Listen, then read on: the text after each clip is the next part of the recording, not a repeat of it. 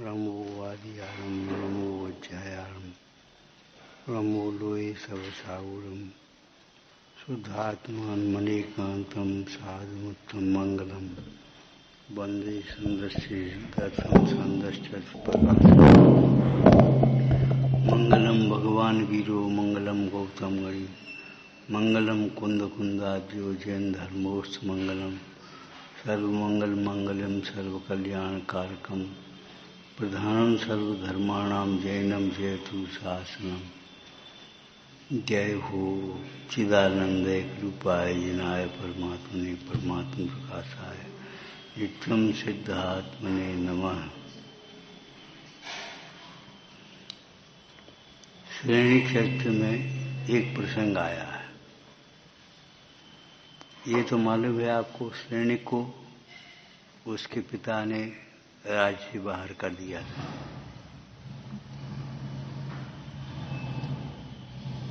रास्ते में चला जा रहा था, एक व्यापारी उसे मिल गया। कहता, मामा ये का है, कैसा लड़का है? रस्ते जल्दी मामा कह रहा है। उसका लड़की उसका अर्थ बताती है, मामा कह करके तुम्हारे स्नेह का वह वांछक था। मामा कह करके तुम्हारे स्नेह का वांछक था। दिव्यारूपी रथ पर चलो, माने बातचीत कर चलो तो रास्ता लंबा नहीं पड़ेगा। रास्ता करते हुए मत चलो, मतलब चुपचाप चलते रहो तो रास्ता लंबा पड़ेगा।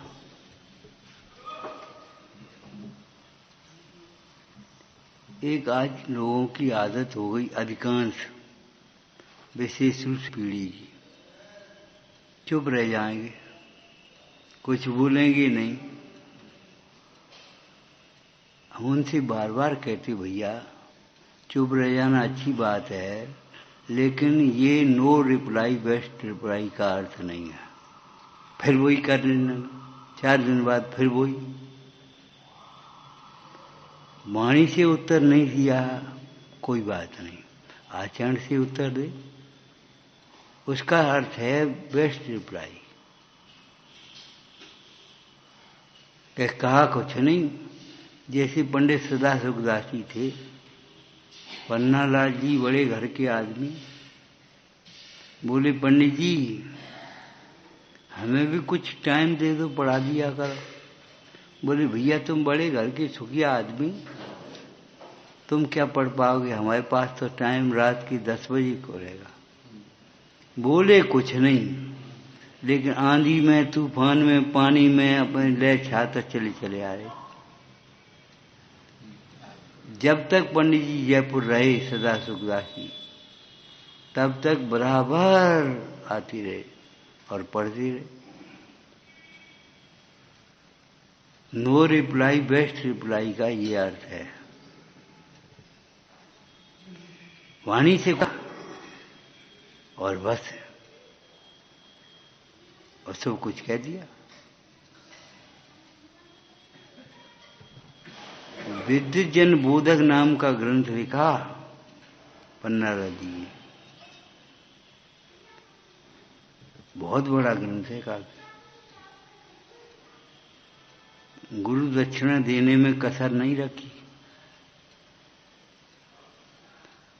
मनियारों की रास्ते पर वो विद्यालय बनाया जो अब सागानेर पहुंच गया, संस्कृत विद्या। कहने का मतलब ये है कि हम बोले नहीं, लेकिन फिर वह काम कभी नहीं किया, वह काम रेगुलर किया। ये तो ठीक है, लेकिन कछु कहो लड़के से, वो चुप, और 2 दिन बाद फिर वही। ये अवज्ञा अनादर है। पंचम काल में 20 वर्ष की उम्र अधिक रह जाएगी, बाद में बुजुर्ग नहीं रहेंगे, इसका मतलब ये हुआ। अरे बुजुर्गों की जरूरत ही नहीं है, अपने को ही समझ बैठे हम कछु हैं, जे का जाने। तुमने हमारे दो कहा, लड़का पिताजी से कहता है तुमने हमें दिया क्या? अरे जन्म दिया है, संस्कार दिए हैं, उसका कोई मूल्य नहीं। अब नहीं माने तुम जानो, तुम्हारा काम जाने, लेकिन जन्म दिया है, संस्कार दिए हैं, इतनी मुसीबत उठा करके उन्होंने पालन पोषण किया, तुमने हमें दिया क्या? पैसे ही सब कुछ हो गया है। बुजुर्गों की जरूरत ही नहीं है, ये तो बेकार हैं, जगह घिरे, वृद्धाश्रम में पहुंचा दो इनको। ये नहीं, सेवा करो, इनसे कुछ अनुभवों से लाभ उठाओ, सीखो, समझो। कुछ नहीं, बुजुर्ग नहीं रहेंगे। अरे बुजुर्गों की जरूरत ही नहीं रहेगी। तो सैनिक चरित्र में ये प्रसंग आया है, मामा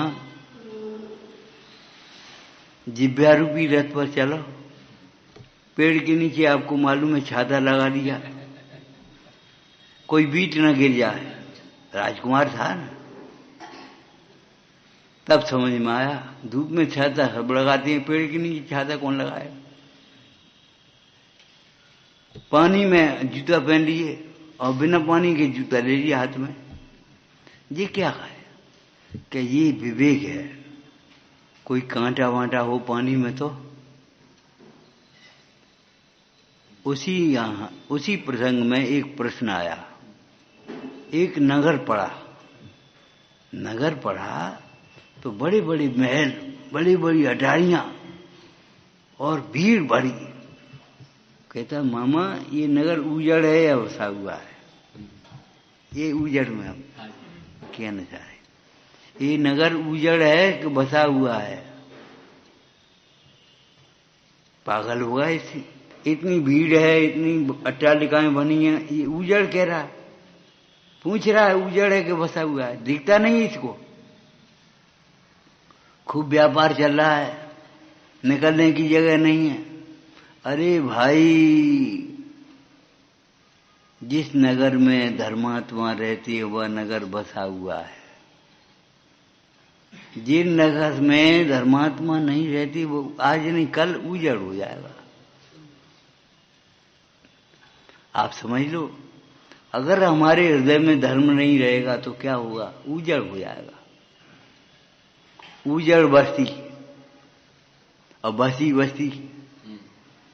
जहां धर्म रहता है धर्मात्माओं का आदर रहता है। धर्मात्मा रहती नहीं, धर्मात्माओं का आदर रहता है। धर्म के प्रति पक्ष रहता है, जिज्ञासा रहती है, प्रसन्नता रहती है। कोई धर्मात्मा मिल गया तो ऐसा मानो हमारे घर का मिल गया हो कोई,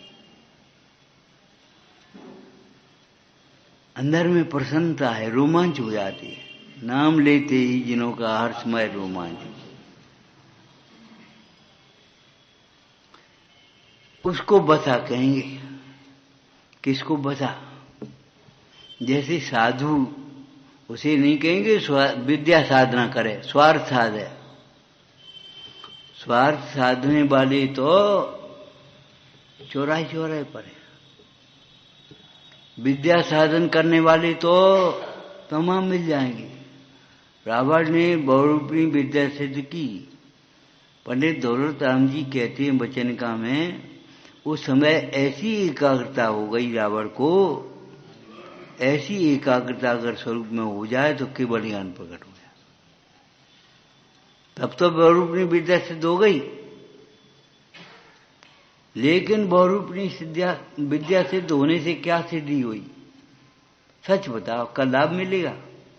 जीत गया, राम का मरण कर गया, सीता मिल गई उसको? कुछ नहीं। विद्या सिद्ध होने से,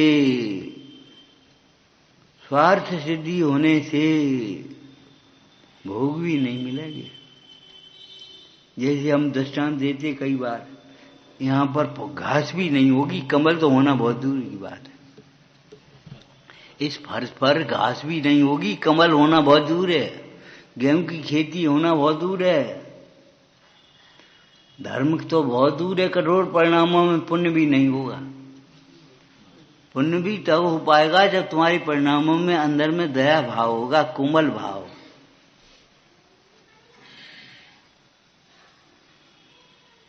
समय सार पढ़ लिया। कल ही एक बच्चा था, कोई प्रसंग जाने क्या आ गया, सवाल हाँ अकर्ता क्या था। हमने कहा मालूम है तुझे अकर्ता किसे कहते हैं? जो अपने को अकर्ता देखता है वह प्रकर्ता होता है, धर्मतीर्थ का प्रकर्ता होता है। सारी प्रभावना, शास्त्र रचना, शास्त्र उपदेश ज्ञानी करेंगे कि अज्ञानी करेंगे? चौथे गुण स्थान से ऊपर सम्यक दृष्टि योग करेंगे, ऊपर मुंडाज करेंगे, आचार्य करेंगे। तुम क्या करोगे? और वे अपने को अकर्ता देखते कि नहीं? कितना साहस होगा। विश्व की अद्वितीय टीका आत्मख्याति, विश्व की अद्वितीय टीका है, विश्व से तारने वाली है।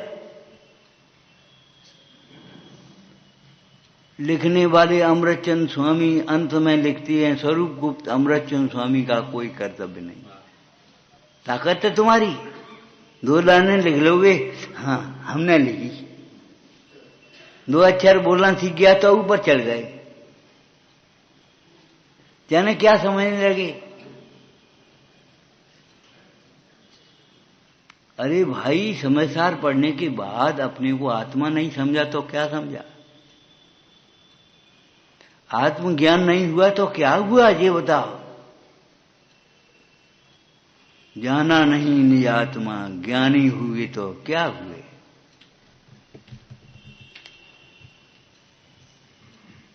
साधु उसे नहीं कहेंगे जो स्वार्थ साधता है या विद्या साधता है। साधु कहते साधयंती नित्य शुद्धम रत्नत्रयम, नित्य शुद्ध रत्नत्रय को साधते हैं पर्यार्थिक नय से। वास्तव में भी अपने स्वरूप को ही साधते हैं। स्वरूप को साधते हैं तो पर्याय में रत्न प्रकट होता है। साधना माने क्या होता है जानते हो? एकाग्र उपयोग करना, इधर उधर से अपना उपयोग समेट लेना। जब तक अपना उपयोग नहीं समेटा तो बोरिया बिस्तर का समेटोगे? और बात से क्या लाभ हो जाएगा तुम्हें? अपना चारों ओर से उपयोग, ख्याति लाभ से उपयोग, पंचेंद्रिय के विषयों से उपयोग, भोगों से उपयोग, सबसे उपयोग समेट करके अपने स्वरूप को साध रहे हैं। साधु उसे कहते हैं साधयंती नित्य शुद्ध रत्नत्रयम, नित्य शुद्ध रत्नत्रय को अथवा अपने स्वरूप को साधते हैं। ठीक है, इसी प्रकार समझ लेना। उजड़ और बसा हुआ, बसा हुआ उसे ही नहीं कहते जिसमें बसता है। वासनाएं बसी हैं, उपासना कहां से होगी? एवं बसा अहंकार बच रहा है। मुनराज पद्म प्रमाधारी देव ने एक कथन किया है, परमात्म प्रकाश में भी आया है, पहले अधिकार के अंत में। तेरे हृदय में अगर नारी बसी हुई है तो तुझे मेरे वचनों से क्या लाभ होगा? आया इसमें मूल श्लोक है, मूल गाथा है। मुंडाज पद्म मलधारी देव कहते हैं अगर तुम्हें स्त्री की कामिनी की शरीर विभूति का स्मरण होता है तो मेरे वचनों से क्या लाभ होगा? हम इसे बहुत विस्तार से सोचते हैं।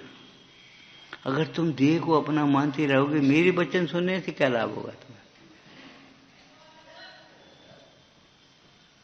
शास्त्र सुनने से भी पहले भी देव को अपना मानते थे, आज भी अपने देव को मान।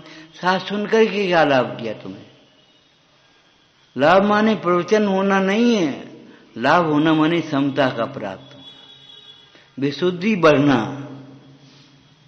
और विशुद्धि के अंतर्गत दर्शन विशुद्धि पहले की है, मूल है उसका, दंधन मूल धम्मो।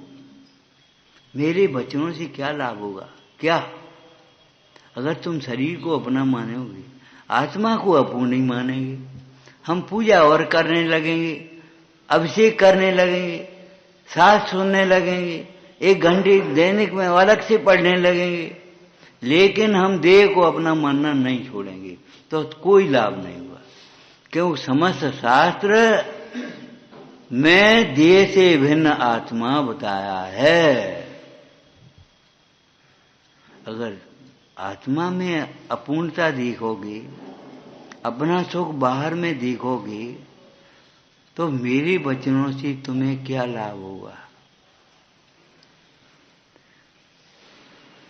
मतलब क्या है? जिन वचन का लाभ तो देह में एकत्व बुद्धि छूटना है, अपना सुख अपने में दिखना है। क्या लाभ होगा जब तुम संसार में ही सुख देखते रहोगे, पैसे ही में सुख देखते रहो, ख्याति लाभ में सुख देखते रहो और रोज शास्त्र सुनते रहोगे। अगर तुम्हारे अहम का विसर्जन नहीं होगा तो जी बताओ, अपनी आत्मा में अहम बना कैसे आएगा? अगर झूठे अहंकार का विसर्जन नहीं होगा तो आत्मा में अहम बना कैसे आएगा? अहम बुद्धि कैसे होगी?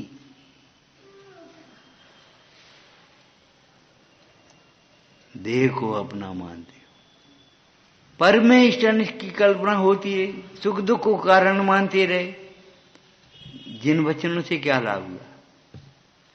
अरे जिन वचन सुनकर के तो पर में इष्ट अनिष्ट की कल्पना छूटना चाहिए, अच्छे बुरे की कल्पना छूटना चाहिए। अनुकूल कहें प्रतिकूल कहें, यह बता। एक दृष्टांत दिया, आपको भी याद होगा। अपना स्वप्न अपने कोई झूठा लगना ये जागृति का लक्षण है। तुम जग गए कि सो रहे हो? स्वप्न अगर तुम्हें सच्चा लग रहा है तो सो रहे हो, और स्वप्न झूठा लग रहा है तो जग गए। अपना स्वप्न अपने को ही झूठा लगने लगना ये जागृति का चिन्ह है। देह भिन्न लगने लगना ये जिन वचन सुनने का चिन्ह है। इष्ट अनिष्ट भाषित नहीं होना, ये बहुत अच्छा है, ये बहुत खराब है। ये कहां से ले आए तुम? तुम्हारा उदय कुछ नहीं सोचोगे तुमको। ये अच्छा ये बुरा कहने वाले तुम कौन हो? कभी सोच पाया? आत्मा के लिए कोई पदार्थ अच्छा और बुरा नहीं होता। ऐसा विश्व में कोई पदार्थ नहीं है जो आत्मा को अनात्मा बना दे, अनात्मा को आत्मा बना दे, आत्मा में कुछ बढ़ा दे, आत्मा में घटा दे, आत्मा को सुखी कर दे। बोलो, है कोई? आत्मा को दुखी करे? अरे उपसर्ग भी मुंडाजों को दुखी नहीं कर सके, और मामूली जगत का वैभव या क्या हमको सुखी? इंद्र की विभूति सुखी नहीं कर सकी। हमारा सुख है तो हमारे परिणाम से है। नियम सार जी में बड़ी सुंदर चर्चा आई उस दिन। जो चार गति में 84 लाख योनियों में जीव को दुख सुख होता है, वह उनके परिणामों से होता है। नारकी दुखी है, नरक के वातावरण निमित्त मात्र है।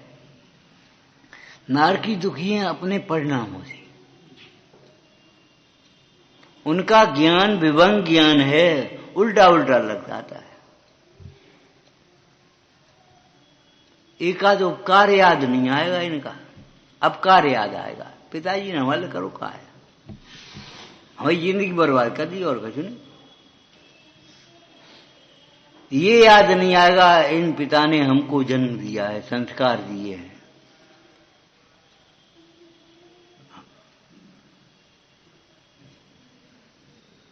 मुक्त होने का मार्ग दिया है।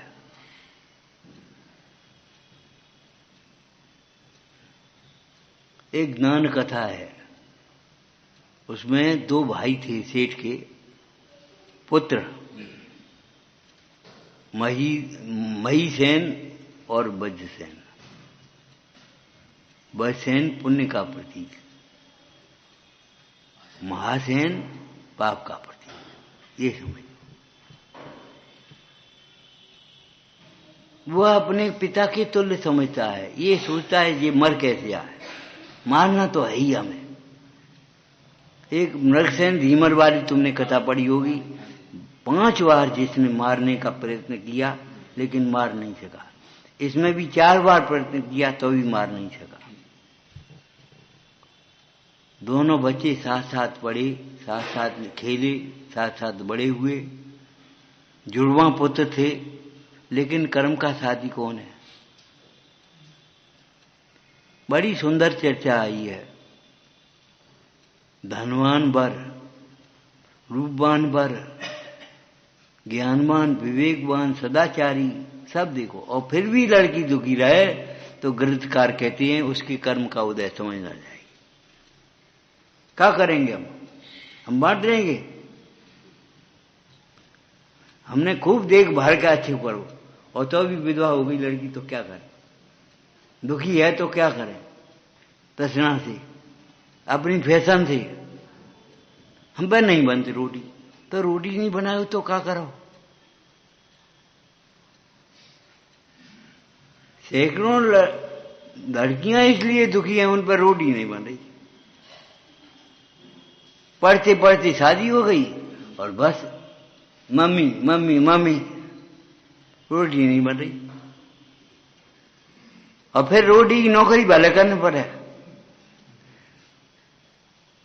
ब्याह शादियों में जाकर के रोटी बनानी पड़े, लेकिन घर की रोटी नहीं बन रही। बॉस चाहे कुछ भी करे, चाहे कितना ही करे, घर वालों की सहन 2 बातें नहीं करेंगे। ऐसी कुटेव पड़ गई, कुबुद्धि है ये। बुद्धिहीनता नहीं है, ये कुबुद्धि है। वह तो अपने पिता के समान समझता है। अब बड़ा लड़का मूर्ख रह गया तो रह गया, नहीं पढ़ पाए तो हम क्या करें? अब बड़े की शादी करने के लिए कोई तैयार नहीं। उस नगर में एक गरीब परिवार आग बसा। सेठी जी ने सोचा इसकी लड़की बहुत सुशील है, इसको पटा लेना चाहिए। बुलाया एक दिन, बोले सुनो, हम तुमसे मांग रहे तो नहीं, सम्मान मान करके। बोले सेठी तुम क्या कर रहे? हम कहाँ आप? बोले ये बातें नहीं, लक्ष्मी तो चंचल होती है, बिना भाषा सही है, अभिप्राय गलत है। ये बताओ तुम अपनी लड़की की शादी हमारी लड़के के साथ कर दी हो। बोले कहा कह रहे आप? कहाँ? हम तो तुम्हारी बारात को स्वागत सत्कार नहीं कर पाएंगे, हमारे यहाँ कहा है। आप कोटाधीश आदमी। बोले लक्ष्मी तो चंचल होती, विनाशिक होती है, उसका विवाह हो गया। बातों में लेकर के उसका विवाह कर दिया, पैसे दे दिए। बात वैसेन का विवाह उसी नगर के, पड़ोस के नगर के धनी परिवार में हुआ। ठाट बाट। अब वो बड़े भाई को ईर्ष्या जग गई। देखो छोटी का विवाह कितनी ठाट बाट से हुआ और मेरे के लिए ऐसा हुआ, जहां पानी पीवे के लिए जगह नहीं, बैठने के लिए जगह नहीं। इसको मार दो तो हमारा काम बन जाए। बादों की नहीं सुना रहे। अपनी स्त्री से कहा इसको विषैला भोजन करा दो। भोजन में विष मिला करके भोजन करा दो इसको। अब वो स्त्री कहती है ऐसे भाई तुम्हें बड़े भाग्य से मिले हैं जो तुम्हें पिता के समान समझते हैं। उन्होंने अपना अधिकार छोड़ करके तुम्हें नगर सेठ बनवाया है राजा से कह करके, और तुम मारने की कोशिश कर रहे हो। हमसे नहीं हुआ। अच्छा, चरित्र पर दोष लगा दिया। आदमी है, तू भी उसी जैसी कहे, तू भी उसी को चाहती है। अब बेचारी चुप, ठीक है हम जहर देंगे लेकिन हम मर जाएंगे, जो और सोचो। बादबाकी बाद में राजा निकालेगा, क्या करेगा, अब तुम समझ लेना। उसने विषैली भोजन बना लिए, पकवान बना लिए, निमंत्रण कर दिया, पहुंच गया। बोला भाभी आज उदास क्यों? हमें देख करके तुम प्रसन्न हो जाती, आज उदास क्यों? धर्मात्मा को देखकर प्रसन्न होना चाहिए, उदास तो नहीं होना चाहिए। ए भैया, वो अपने आंसुओं को छिपाती हुई, भोजन करो, भैया की तबीयत खराब है। जैसे ही भोजन करने के लिए बैठा और भोजन का कोर तोड़ा, उस स्त्री के हृदय में दया आ गई। उसने उसका नहीं माना, हाथ पकड़ लिया, बोले सुनो, इस भोजन को तुम नहीं करोगे, पहले हमें दो, इस भोजन में विष है।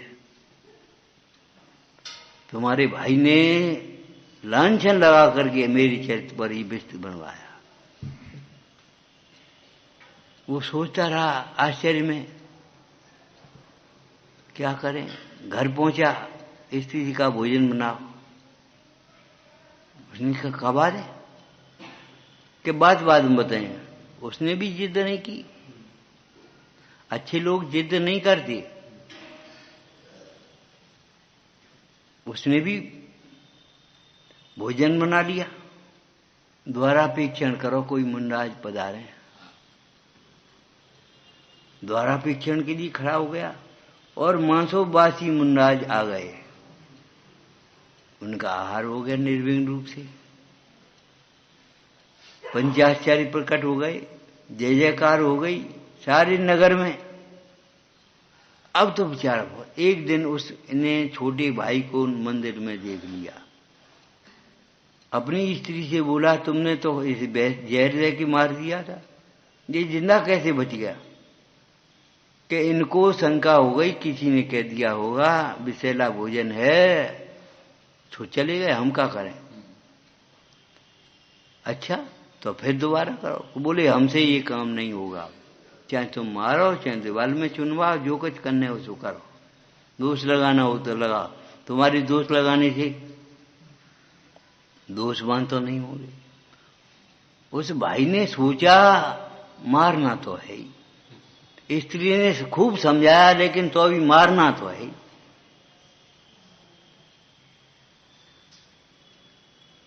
एक दिन रात को मौका देख लिया, महल में सो रहा था, महल में आग लगाने के लिए इसी को जला के मार डाला। इंद्र सभा में चर्चा हो रही है, अगर ये राजकुमार मर गया तो कौन आहार देगा, दान की महिमा करेगा। तुमने सुनी आहार दान की महिमा? मुंडाज का मोक्ष कहाँ है, एक प्रश्न आया। उसी ग्रंथ में आया कि श्रावक के घर में, कि श्रावक के घर में मुंडाज का मोक्ष। तो श्रावक का ही पहले मोक्ष हुआ कि जिसने आहार दान दिया उसने मोक्ष मार दिया। आहार दान के बिना तुम भी आहार ध्यान करने लगोगे। अभी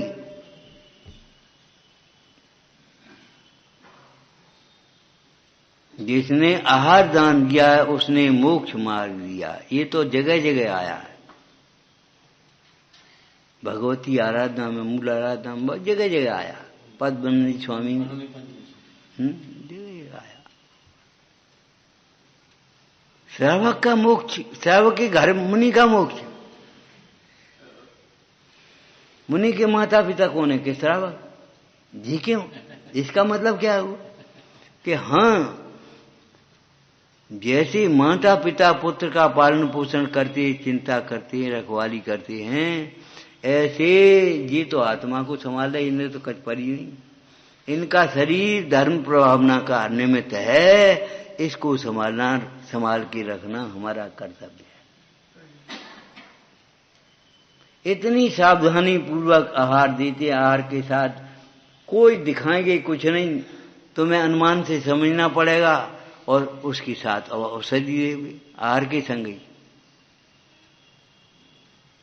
नहीं पढ़े तो तुम्हें पढ़वाने पड़े, ये तुम्हारा कर्तव्य हुआ। उन्हें कछु नहीं, पढ़े हैं कि नहीं पढ़े हैं, छह कम है कि ज्यादा है, वेद ज्ञान अंदर में चल रहा है, चल रहा है। श्रावक कार्य है, ज्ञान दान वगैरह सब उसी। मुंडराज का कार्य अलग है, बाद में है, लेकिन सही पूछो तो श्रावक माने मुनि का अलग हो रहा था, छोटो भैया, बेटा पानी ले ही हो, बन लिया। आला उदल में एक कथानक आया है, जिनकी भैया समृद्ध हो गए उनको कहा परिपरवाह, ये समझो निश्चिंत हो गया। जो अपने भाई को निश्चिंत नहीं करे तो भाई कैसा, भाई का जीवन भाई, ये रामायण में आया। रामचंद्र जी लक्ष्मण को शक्ति लगने पर शोक कर रहे, अरे भाई कहां मिलेगा, भाई का जीवन भाई है, भाई बिन जग में मान नहीं, और अब अकेले। सब सोच हमारा उल्टा हो गया।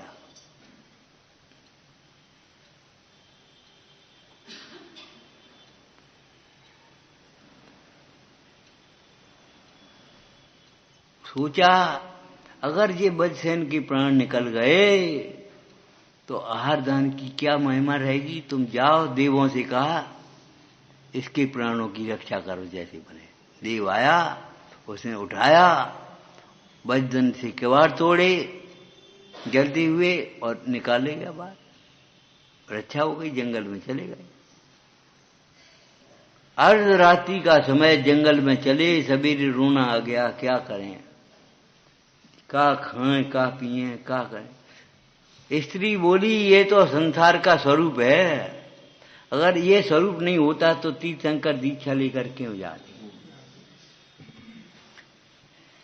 ये तो संसार का स्वरूप ही है, कोई बात नहीं, घबराते क्यों। यहां धैर्य ही अवलंबन है, धर्म ही सहायक और ज्ञान ही समझ लो। कंगन ले जाओ, गिरमी रख देना कहीं, सामग्री ले आओ, हम भोजन बना देंगे, तुम भोजन कर लेना। बजसेन ने सोचा समझा, कंगन ले गए, गिरवी रख करके अपनी सामग्री ले आए, उसने भोजन बनाया। स्त्री जंगल में, धर्मी के धर्म सदा मन में। जंगल में भी द्वारापेक्षण का भाव।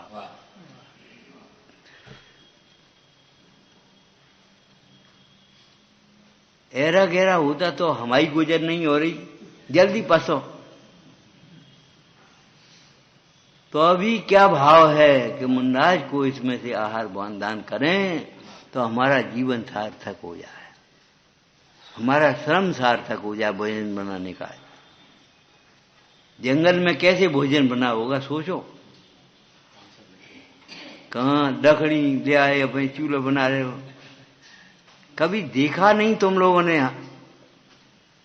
मजदूरों को भोजन बनाते हुए, देखते हुए, करते हुए कभी देखा है?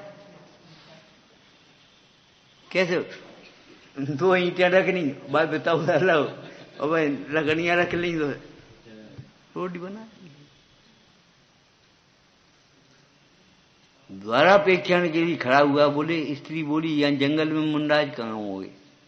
लेकिन उन मुंडराज 7 दिन का जिनका अंतराय हुआ था नगर में, ऐसे मुंडराज, उनने प्रतिज्ञा की जंगल में अगर विधि मिलेगी, कोई श्रावक आहार देगा तो लेंगे, नहीं तो नहीं। जंगल में और द्वारापेक्षण हो गया। राजा ने सुना बाजों की आवाज, देवों की आवाज, जय जयकार का शब्द। राजा ने कहा अच्छा चलो कोई बात नहीं, इनके हाथ से आहार हो गया, ये ईर्ष्या नहीं है, प्रेम है, चलो उनके दर्शन करेंगे, उनसे मिलेंगे। राजा वहां से चला और चल करके लौट के आया, विधि मिल गई जय जयकार के शब्दों के साथ साथ। दोनों ऐसे मिल गए, ग्रंथ में लिखा है जैसे कोई मित्र मिलते हों, ऐसे दोनों राजा और बजसेन दोनों मिले और लेवा गए हाथी पर बैठा कर अपने राज्य में। महल दे दिया, फिर जहां के तहां पहुंच गए, फिर जहां के तहां स्वागत सत्कार।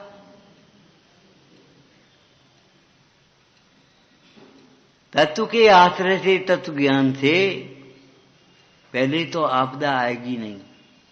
आपदा आएगी तो टिकेगी नहीं, बाहर की भी, भीतर की नहीं। बाहर की भी आपदा आएगी नहीं, और आ गई तो टिकेगी नहीं। चिकने घड़े पर जैसे जल नहीं ठहरता, करोड़ परिणामी के हृदय में जैसे धर्म नहीं ठहरता, मायाचारी के हृदय में धर्म नहीं ठहरता, ऐसे उन आएगा तो टिकेगी नहीं, ये समझो आप निश्चित। क्यों? दुर्भाव टिकेंगे तो दुर्भाग्य टिकेगा, दुर्भाव नहीं टिकेंगे तो दुर्भाग्य किस पे टिकेगा? तुम्हारे दुर्भाव नहीं है तो दुर्भाग्य कहां टिकेगा?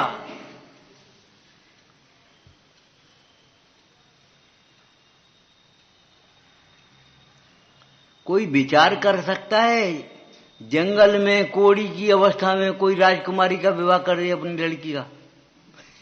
और हुआ श्रीपाल का मैंने सुंदरी की था, और वो कोड़ जैसी बीमारी ठीक हो जाए, करता है बड़ी बड़ी, और जरा सी का वो ठीक हो गई। जरा से तुम मानते हो उसको?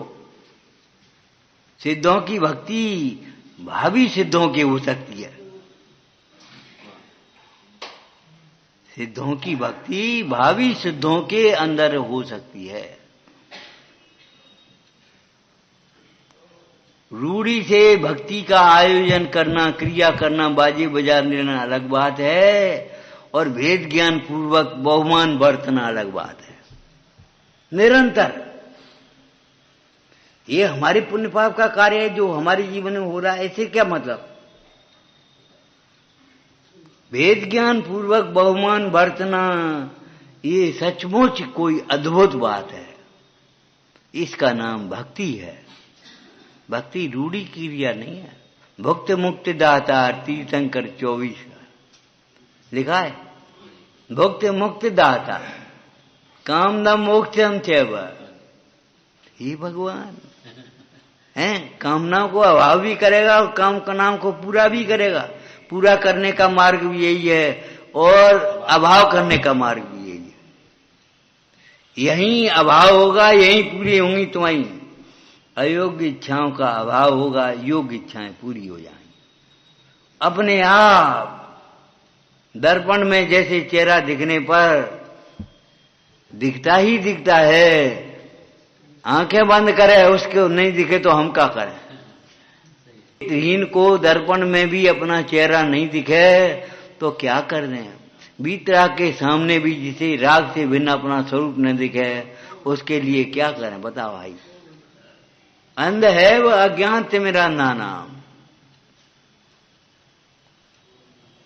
दर्पण सामने आने पर चेहरा दिखता ही है, ऐसे भीतर सामने आने पर अपना स्वरूप दिखता ही है।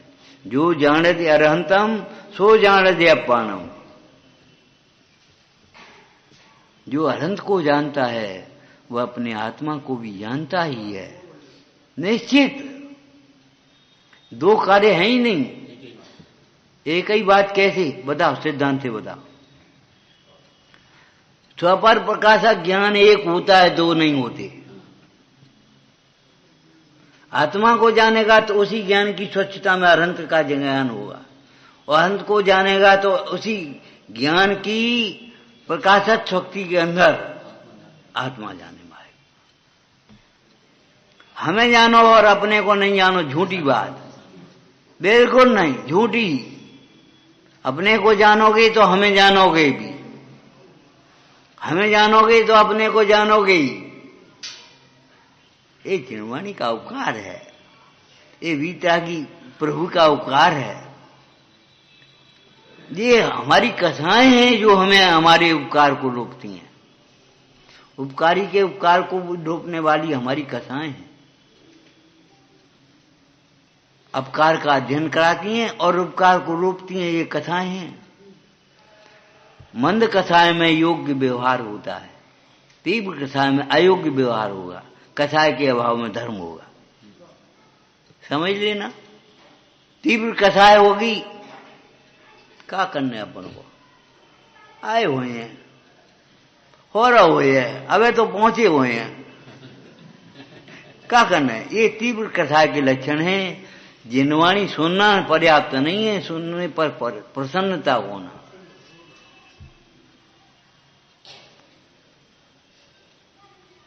एकाग्रता होना, एकाग्रता का नाम श्रावण ने लिखा है प्रवचन सार जी में। एकाग्र हो जाता उपयोग, मन स्थिरता में आया है, जिसको भजन में लिखा है।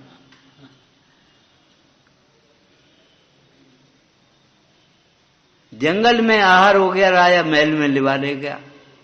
संयोग की बात, एक दिन राज्यसभा में एक न्याय आ गया। न्याय क्या था, एक स्त्री 2 पुरुष थे, पति कौन है ये सोचना था। कहीं न्याय नहीं हो पाया, पहुंचते पहुंचते वहां पहुंची। जो स्त्री अपने पति को नहीं जान पा रही तो हम क्या कर सकते हैं। राजा ने कहा, भाई ऐसा मत कहो, वज्रसेन को बुलाओ, वो न्याय करेगा। बोले वो ये तो न्याय अब या इसमें क्या है, इसमें कोई बात ही नहीं। 2 घड़ी मंगा, घड़ी मंगा लिए। जो घड़ी में घुस जाए सो इसका पति। अब घड़ी में विद्याधर तो घुस जाएगा, सामान्य आदमी कैसे घुसेगा। तुमसे कहीं घड़े में घुस जाओ, कैसे घुसोगे। विद्याधर ने कहा, ये स्त्री मुझे मिल गई, वांछित स्त्री मुझे मिल गई। पति सोच रहा है स्त्री चली गई, लेकिन जैसे ही घड़ी में घुसा, कह निकालो इसको, पकड़ो, बंद करो, सजा दो। ये कोई विद्याधर है, ये कोई पति नहीं है स्त्री का। न्याय हो गया, जय जयकार हो गई। बोले बहन तुम्हारा न्याय कैसा हुआ। बोले जैसा होना चाहिए, दूध का दूध, पानी का पानी, न्याय हो गया। राजा ने मंत्री बना लिया, तुम हमारी महामंत्री की पद पर रहोगे, तुम्हारी संचालन में राज चलेगा। इधर बड़े भाई मंत्री बन गया था, उसके राज्य बर्बाद हो गया। पड़ोसी राजा ने आक्रमण कर दिया। एक वृद्ध जौहरी एक दिन दरबार में पहुंचा, उसने कहा, महाराज हमारी मानो, वज्रसेन को बुलवा, वो तुम्हारे राज्य को चलाएगा। जी क्या चलाएगा, ऐसे तुम्हें नीचा देखना पड़ेगा कदम कदम पर। बोले वो तो आग में मर गया। अरे ऐसे महापुरुष आग में नहीं मरते, आग में वो मरेंगे जो ईसा की आग में जलेंगे। जो ईसा की आग में जलेंगे वे आग में जल करके मरेंगे। ये महापुरुष आग में जलते नहीं, उसके हाथ तो जंगल में आहार हुआ है। और द्रोणगिरी का राजा उसे अपना महामंत्री बना करके रख रहा है।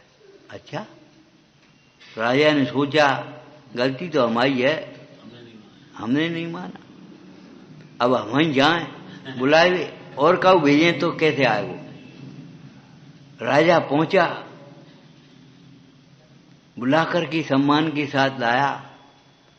वज्रसेन ने तो कह दिया जाओ चले जाओ, हमने नगरी में नहीं आएंगे। स्त्री ने कहा राजा पिता के बराबर होता है, उसकी अवज्ञा मत करो, राजा प्राण छोड़ेगा तो तुम्हें पाप लगेगा। चलो अपन धारा नगरी, अपनी नगरी में चलेंगे। दिवा गई। उसने देखा हमारा भाई कहाँ है, महल कहाँ है, संपदा कहाँ है, ध्वजा लहरा रही थी सो कहाँ है। कि तुम्हारे भाई को तो हमने निकाल दिया है, वो तो बहुत दुष्ट प्रकृति का था। कि बुलवा उसको कहीं से। उन्होंने कहा तुम मत जाओ, हम बेचते नौकरों को। भेजा, मिल गया एक जगह जंगल में, लिवा के लाए, नगर सीट बनाया। नमस्कार एक दिन कर रहा था, फिर भैया क्या बात है? कि बात क्या है, जब तक तुम जिंदा हो तब तक हमारा चैन नहीं है।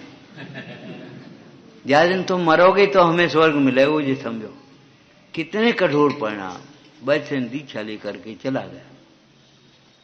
एक दिन नगर अपनी छत पर खड़ा, उधर से निकले, देखो जी अभी भी चला आ रहा है शांत। ईर्ष्या की अग्नि, इसको आहार देंगे और सुन लाएंगे। आहार देने की तैयारी कर ली, द्वारापेक्षण हो गया, विधि मिल गई, भीतर आ गए। स्वर्ग की फिर वही चर्चा। देव ने सोचा चलो भाई रक्षा करें कैसे। देव श्रावक का रूप बना करके खड़ा हो गया पास में और झट से अंतराय कर दिया। विषैला भोजन नहीं पहुंच पाया। मुनराज जंगल में चले गए। चलो कोई बात नहीं, हमारे कर्म की निर्जा हुई। मुनराज जंगल में पहुंच गए। इस स्मशान में ध्यान लगाकर खड़े हैं, तलवार लेकर के मारने पहुंचा एक दिन। अंत तक बैर नहीं छोड़ा, मरगट तक। मरगट पे सब बैर छोड़ देते, लेकिन मरगट तक बैर नहीं छूटा। कसाई की तीव्रता देखो और इधर समता की तीव्रता देखो। तलवार लेकर के पहुंचा, देवों ने कील लिया, राजा ने निकाला, मर गया बेचारा तड़प तड़प जंगल में, भूखा प्यासा। किसी के मारने से मरता नहीं, बचाने से बचता नहीं। साधु उसे कहते हैं जो अपने स्वरूप को साधता है। बसा हुआ किसको कहेंगे? जिसके अंदर में वासनाएं बसी हैं, पाप वासनाएं, परिग्रह की वासनाएं, भोगों की वासनाएं बसी हैं। पैसा बढ़ गया तो हम बड़े आदमी हो गए, दुनिया की इज्जत मिल गई तो हम बड़े आदमी हो गए। अरे भैया हम दासान दास हैं, अल्पसुतम, अल्पसुत हैं हम, मोक्ष मार्गी हैं, श्रावक हैं, मुनराज से बहुत छोटे हैं। बसा उसे कहते हैं जिसके अंदर में धर्म बसा हुआ, जिसके हृदय में धर्मात्मा बसा हुआ है। धर्म माने 10 लक्षण, धर्म माने रत्नत्रय, धर्म माने दया परिणाम, सो धम्मो जस दया। जिसके अंदर में दया परिणाम है, जिसकी अंदर में बसी हुई है, जिसके रत्नत्रय अंदर में बसा हुआ, उसका नाम बसा। उजड़, उजड़ तो जानते ही हो, ये भाव नहीं बसे हैं, दुनिया के भाव बसे, उजड़ कहेंगे, बसा काय कहेंगे।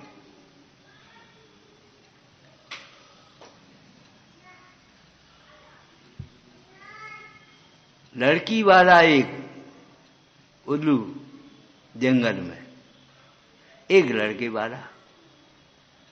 लड़की वाले ने पूछा क्यों तुम्हारी लड़की की शादी हो गई? क्या लड़की की शादी माने उन्हीं में होगी? बोले हो तो जाएगी कोई बात नहीं, लेकिन उसने बड़ी शर्त रखी, 100 उजड़ गांव चाहिए। बोले महमूद गजनबी जब तक है तब तक काय को चिंता करते हो, 100 कहा दे देंगे तुम्हें। महमूद गजनबी ने सुन लिया, हमारे बारे में उल्लू भी ऐसी चर्चा करती है, धिक्कार है हमारे जीवन को। उजड़ माने जिसमें धर्म और धर्मात्मा नहीं बचे हैं, पाप वासनाएं बसी हुई हैं। उजड़ ही है, बसा है भले, तिलवर रखने की जगह नहीं है। चलो चलो यहाँ जगह नहीं है, ये तो हमारा घर है। अरे तुम्हारा घर श्रावक का घर उसको कहते हैं जहां जगह हो, चिन्हवानी के लिए जगह हो, साधर्मी के लिए जगह हो। तुम कहते हो उजड़ बसा हुआ, ये क्या है? विचारना। बसा हुआ उसे कहेंगे जिसमें धर्म वासना बसी हो, धर्म बसा हो। उजड़ उसे कहेंगे जिसमें पंच इंद्रिय के विषय बसे हैं, वो उजड़ ही है, आज नहीं कल उजड़ है। खूब पैसा भरो है, खूब विषय भरे हैं, उजड़ है तुम्हारा घर अगर कोई धर्म की चर्चा नहीं होती। उस दिन मोह में भी कहा था हमने, देखो भैया मंदिर में स्वाध्याय तो ऐसी तरह से रोज होना ही चाहिए, लेकिन अपने अपने घरों में ये परंपरा डालो, 10 मिनट सब लोग मिल करके बैठो, 1 जने 2 जने 3 जने 4 जने, प्रेम से प्रेरणा करो, एक माला फेरो, एक पाठ करो, का चर्चा करो, धर्म की करो, कर्म की करो, कुछ भी तो करो, सब समस्याएं सॉल्व हो जाएंगी। अरे हम ये भाई भाइयों की नहीं कह रहे, दौरानी ठानी में इतना प्रेम हो जाएगा तुम देख के आश्चर्य करोगे। ये जिनवाणी पढ़ने से सुनने से कथाएं मंद होती ही हैं। क्या करेंगे हम ये पैसा को,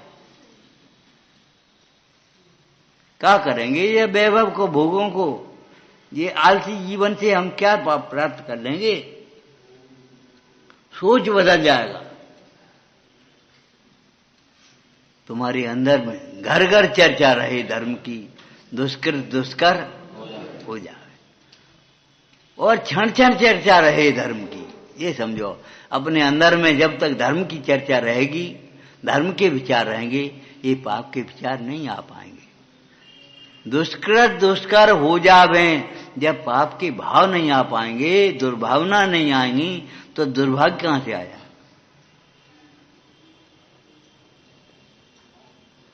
बुरे दिन उन्हीं के होते हैं जिनके बुरे भाव आते। अगर बुरे भाव नहीं है तो बुरे दिन कभी नहीं आएंगे, तुम्हारी जिंदगी में नहीं आएंगे, परलोक में नहीं आएंगे, कभी नहीं आएंगे अगर तुम्हारे बुरे भाव नहीं होंगे। कभी जीवन में ध्यान रखना, बुरे भाव मत करना कभी। जहर खाने से, बुरा भोजन करने से एक बार मरेगा, और सो भी कोई गारंटी नहीं। नाग कुमार का ऐसा पुण्य, नाग कुमार चरित्र में आया, विषैले भूख के मारे भोजन वो फल खा लिए और कुछ नहीं हुआ। विषैले फल खा लिए उसने और कुछ नहीं हुआ। समुद्र में बूंद बराबर जहर क्या करेगा। अगर अभिप्राय तुम्हारा निर्मल है तो परिणाम निर्मल होंगे ही होंगे, और परिणाम निर्मल होंगे तो परिस्थिति बदल जाएगी, बदलना पड़ेगा उसका, ये समझ लो। मट्टी के टीले को बहना पड़ेगा, मट्टी के टीले को बहना पड़ेगा पानी से तीव्र वेग में। ऐसे तीव्र तुम्हारे धर्म ध्यान से ये तुम्हारे पाप के उदय सब टल जाएंगे।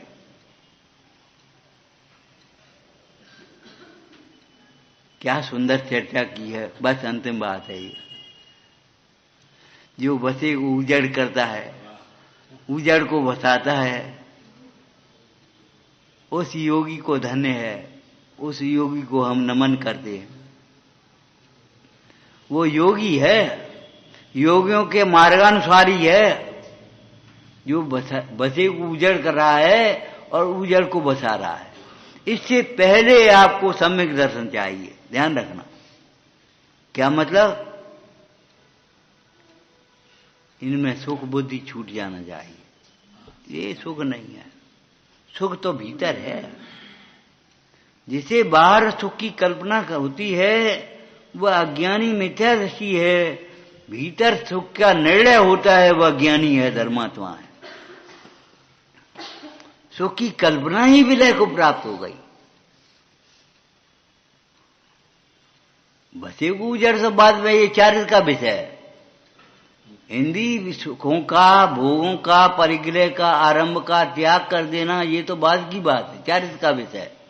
लेकिन इनमें सुख बुद्धि छूट जाना ये सम्यक दर्शन का विषय है। सुख नहीं मानते। उच्छिष्ट भोजी भरत यहां रह करके गौरव का अनुभव तो नहीं कर पाएगा, ठाट बाट से अनुभव, चौड़ सीना करके तो नहीं चल पाए वो। कम से कम क्या है चौड़ा सीना करके चल, आज है कल नहीं है, कोई ठिकाना हो जाओ। अनुकूलता और प्रतिकूलता झूठी है। क्या झूठी कल्पना है। पुण्य के उदय में अनुकूल से दिखाई देते हैं, पाप के उदय में वे प्रतिकूल दिखाई देते हैं। हम कहते हैं एक व्यक्ति खड़ा हो जाए सबके साथ समान व्यवहार करके बता दे, नहीं कर पाएगा।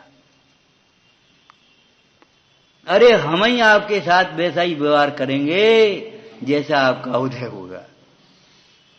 अगर उदय तीव्र है, अंजना को पिताजी माताजी शरण नहीं दे सके,